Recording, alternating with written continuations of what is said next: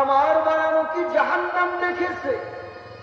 না মাওলা, তা তো দেখে নাই।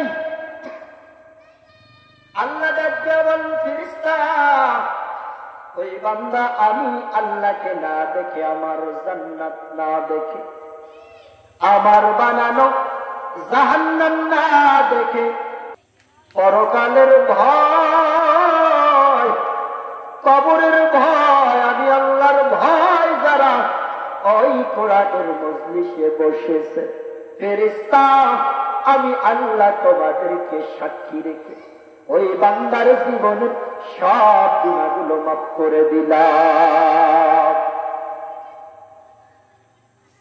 এরপর আবার ফেরেশতারা বলে, আল্লাহ তোমার যে বান্দারা ওখানে বসেছে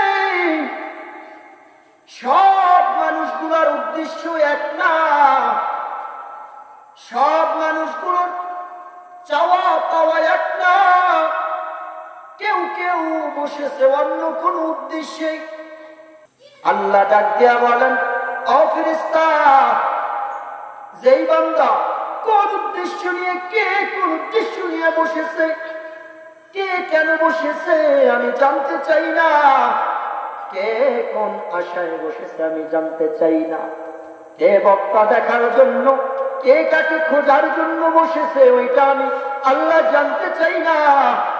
যেহেতু বান্দা কোরআনের মজলিসে বসেছে, যেহেতু বান্দা ওই সাদিকিন আমার প্রিয় বান্দাদের মহব্বতে তাদের সাথে বসেছে, ওই বান্দাদের খাতিরে, ওই বান্দাদের মজলিসে বসার কারণে, ওই কোরআনের মজলিসে জান্নাতের বাগানে বসার কারণে আমি আল্লাহ তাআলা কোরআনের সম্মানের কারণে সব বান্দাকে মাফ করে দিলাম।